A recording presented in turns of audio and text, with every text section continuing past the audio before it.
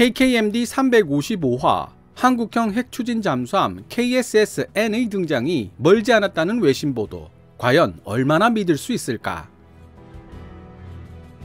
지난 2021년 12월 15일 미국의 잠수함 전문가 H.I. 서튼은 정통한 해군 군사 전문지 네이버 뉴스에 다음과 같은 제목의 기사를 실었습니다. South Korea's first nuclear submarine looks closer.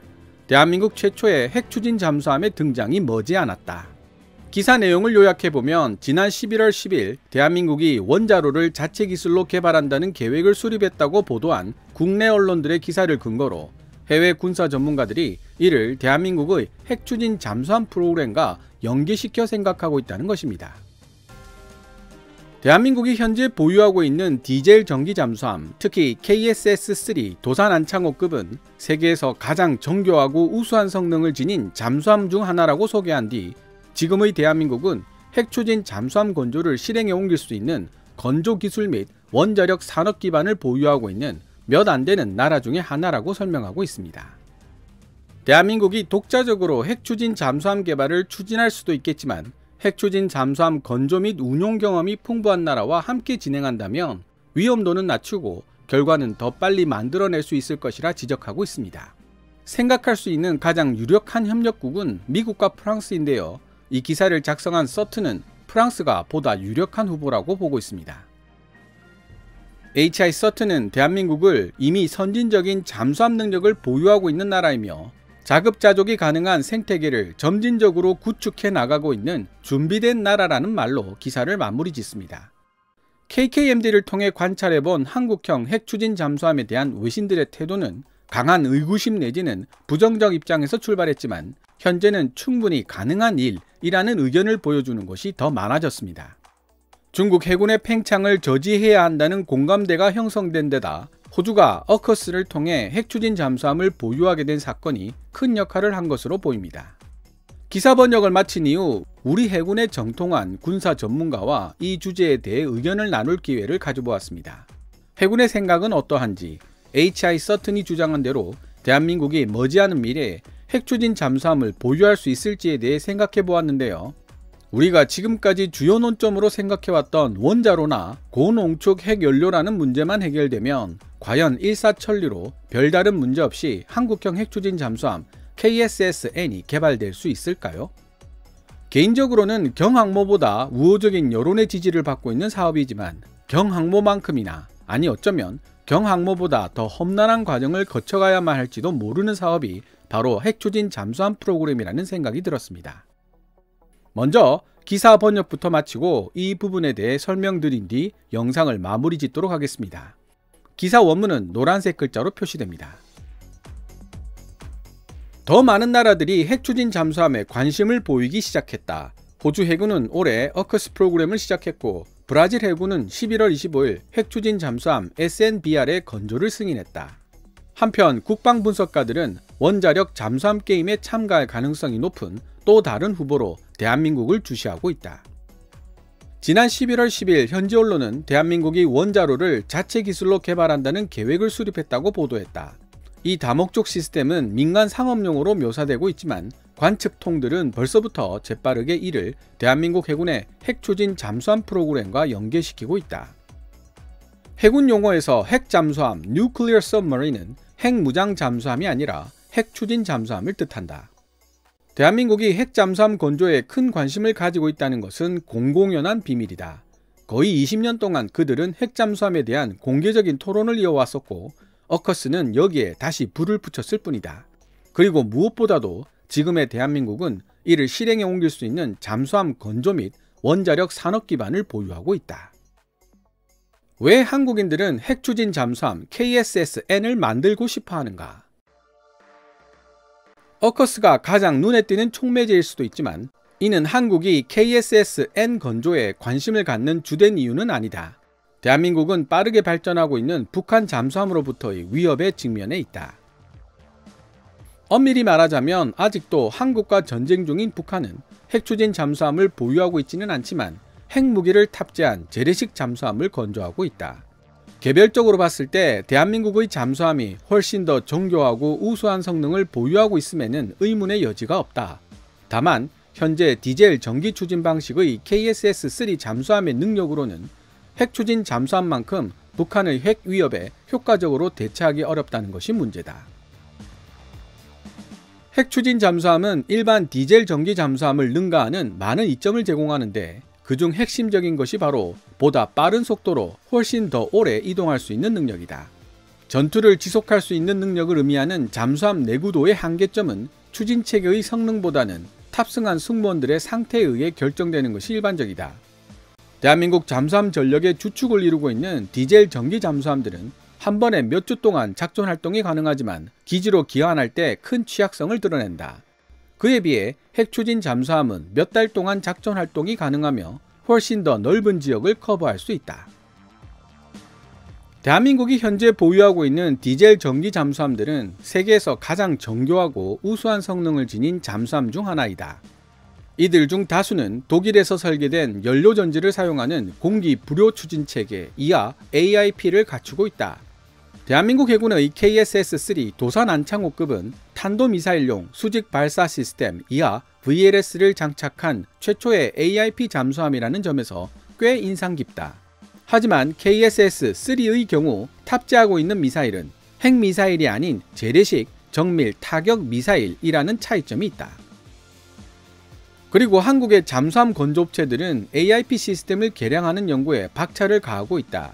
그 결과 미래의 대한민국 AIP 시스템에는 더 안전하고 더 가벼운 동시에 더 컴팩트한 메탄올 리포머가 적용될 것이다. 한편 대한민국은 최신 리튬 기반 배터리를 잠수함에 실전 배치한 최초의 국가들 중 하나가 될 것으로 보이며 리튬 전지 시스템 하나를 이미 테스트하고 있는 중이다. 비록 이러한 진보된 AIP 시스템이나 리튬 전지 같은 디젤 전기 잠수함 관련 기술들이 핵 추진 잠수함과의 격차를 줄여주고 자신들만의 전술적 이점을 가지고 있다고는 하지만 그럼에도 불구하고 여전히 핵 추진 잠수함은 디젤 전기 잠수함과의 비교를 불허한다. 특히 핵 추진 잠수함은 더 먼 거리를 더 빠른 속도로 이동할 수 있다. 핵 추진 잠수함들은 오랫동안 물속에서 버틸 수 있으며 엄청난 발전 능력을 지닌 원자로 덕분에 강력한 성능을 지닌 음파 탐지기처럼 많은 전기를 요구하는 다른 장치들도 원활하게 사용할 수 있다. 한국형 핵 추진 잠수함 KSS-N 개발을 도울 수 있는 잠재적 국제 파트너들. 대한민국은 100% 독자 개발이라는 외로운 길을 선택할 수도 있다. 하지만 핵 추진 잠수함 건조 및 운용 경험이 풍부한 나라와 함께 일한다면 위험도는 낮추고 더 빠른 결과를 만들어낼 수 있을 것이라는 사실 또한 분명하다. 호주와 마찬가지로 한국도 도움을 얻기 위해 해외 협력 관계를 모색하고 있는데 그들의 경우 우선적으로 고려해야 할 두 나라가 있으니 바로 미국과 프랑스이다. 많은 사람들은 한국의 강력한 동맹인 미국이 자연스럽게 그 파트너가 되어주지 않을까 생각하고 있다. 그러나 미국은 어커스를 제안하기 직전까지만 해도 핵 추진 기술을 동맹과 공유하는 문제에 대해 침묵으로 일관하고 있었다. 어커스가 발표된 이후에도 적어도 공개적으로는 이 문제에 대해 그 어떤 움직임도 보이지 않고 있다. 한국이 미국 원자로를 사용하는 데는 몇 가지 난제가 있다. 미국 원자로는 현재 고농축 우라늄을 사용하고 있다. 미국 원자로 기술 이전 자체는 그 어떤 조약사항도 위반하지 않겠지만 핵무기 제조가 가능한 수준의 우라늄을 한국에게 전달해 주는 것처럼 보이는 모양새가 미국을 향한 좋지 않은 여론을 불러일으킬 수 있다. 게다가 미 해군이 운용하고 있는 핵 잠수함은 너무 거대하면서도 비싸다. 한국이 핵 추진 잠수함을 필요로 하는 이유와 야망을 생각해 본다면 그야말로 과유불급인 셈이다. 미국 외에도 대한민국은 효과적인 국제 조달 전략을 가지고 있다. 대한민국은 국산 잠수함 KSS-3를 건조하기 위해 독일, 영국, 프랑스, 그리고 심지어 러시아로부터 현대적 기술들을 조달받았다.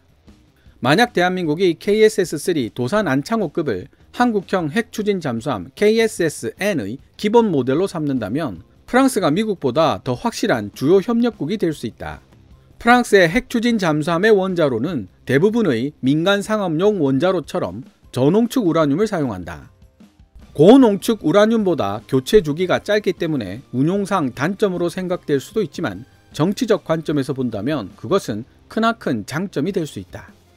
프랑스는 수십 년 동안 핵 잠수함을 건조해왔고 브라질 핵 추진 잠수함 건조 프로젝트 역시 돕고 있다. 만약 브라질이 원자로의 설계와 건조를 맡는 경우라면 프랑스는 잠수함을 설계하고 선체에 원자로를 통합시키는 작업을 도울 것이다. 우리들은 한국형 핵추진 잠수함 KSS-N에서 프랑스 원자로를 볼 수 있게 될지도 모른다고 예상하고 있다. 프랑스의 최신의 핵추진 잠수함 쉬프랑급은 KSS-3보다 선체 지름이 약간 더 크다. 핵 잠수함의 물리적 크기를 좌우하는 선체 지름은 여기서 가장 중요한 관점이 된다. 어쨌든 선체 지름이 비슷한 KSS-3이기 때문에 쉬프랑급 원자로가 무리 없이 바로 설치될 수 있다는 뜻이기 때문이다. 초기에 만들어진 루비급은 쉬프랑급보다 훨씬 작은 잠수함이지만 핵 추진이 물리적으로 큰 잠수함을 필요로 하지 않는다는 사실을 잘 보여준다. 대한민국의 KSS-3는 재래식 잠수함치고는 비교적 큰 편에 속한다.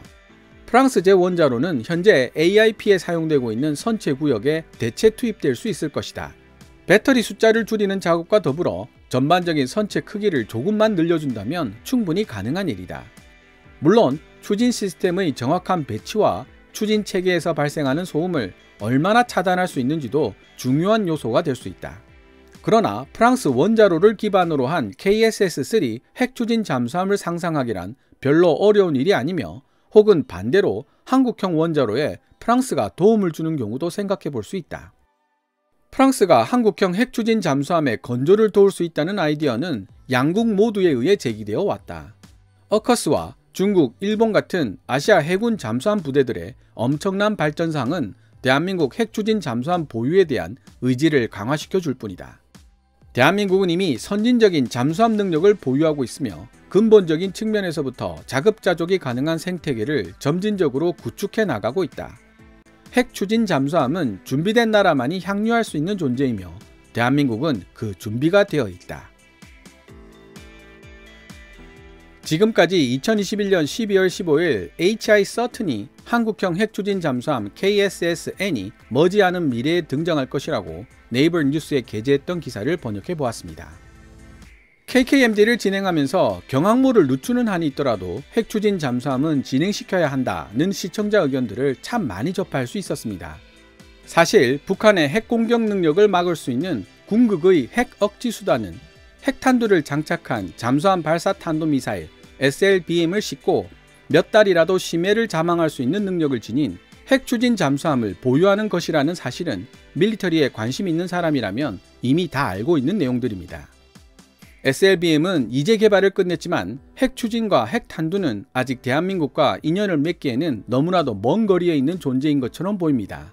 그나마 핵추진 잠수함이 핵탄두로 무장한 잠수함보다 실현 가능성이 높아 보이기는 하지만 말입니다. HI 서튼이 이 기사에서 주장하고 있는 것처럼 대한민국은 이미 자체적으로 핵추진 잠수함을 만들어낼 수 있는 기술적, 산업적 기반을 갖추고 있습니다. 어커스 이후 국제정치학적 분위기 또한 KSS-N에게 유리하게 돌아가고 있죠. 하지만 저는 서두에서 경항모만큼이나 아니 어쩌면 경항모보다 더 험난한 길을 가야 할지도 모르는 사업이 핵추진 잠수함 프로그램이라고 설명을 드렸습니다. 저는 왜 그런 생각을 하게 되었을까요? 해군 사정에 밝은 익명의 군사 전문가는 핵추진 잠수함을 만드는 것도 어려운 일이지만 이들을 수용할 항구와 전용 부두 등의 기반 시설을 확보하는 일 또한 큰 난관이 될 것이라고 지적했습니다.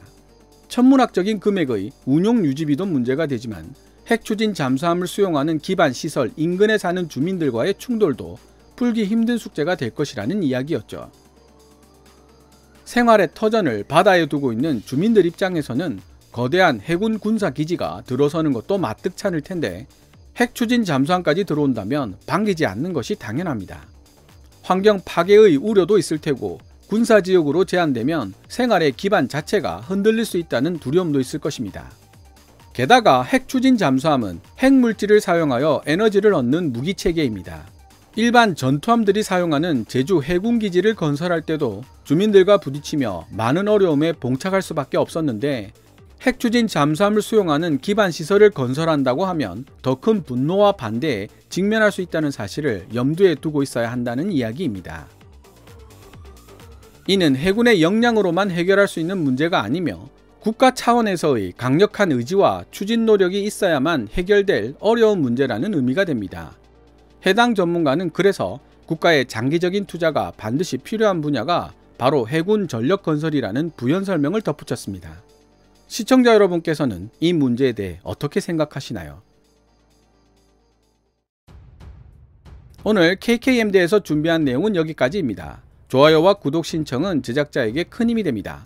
방송된 내용들은 KKMD 블로그에서도 읽어보실 수 있으며 후원 멤버로 가입해 주시면 영상 제작 지원과 더불어 업로드된 영상을 더 일찍 만나보실 수 있습니다. 지금까지 시청해 주셔서 감사합니다. Kevin's Military Channel KKMD